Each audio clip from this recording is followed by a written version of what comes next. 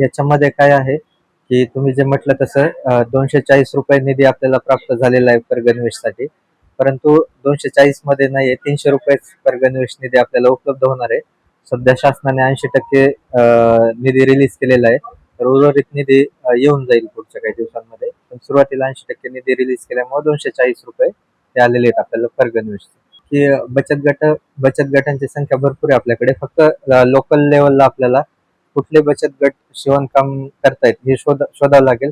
Local लेवलला ती माहिती असणारच आहे गावामध्ये, की कोणाकडे शिवणकाम चालतं आणि त्यांना पण बल्कमध्ये ऑर्डर मिळाल्यानंतर त्यांना पण ते परवडेल काम करण्यासाठी.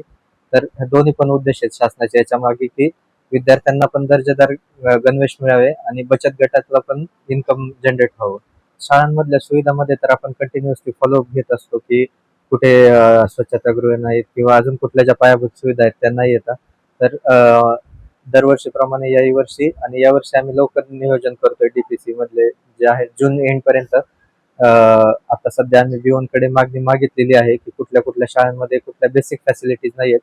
ती माहिती आली की जून एंड पर्यंत आपण त्या सुविधा देण्याचं फिक्स करणार आहे आणि सुविधा लवकरात लवकर देऊयात. हो, आपण पूर्णतः प्रयत्न करू, की पायाभूत सुविधा ज्या बेसिक गोष्टी आहेत त्या सर्व शाळांमध्ये उपलब्ध असतील आणि नाही आहेत असे ठिकाणं कमी आहेत. म्हणजे तुम्ही जे म्हणताय तसं आहे कंडिशन, परंतु ते काही मेजॉरिटी ठिकाणी नाही आहे. जिथं नाही आहे तिथं आपण लवकरात लवकर देण्याचा प्रयत्न करू.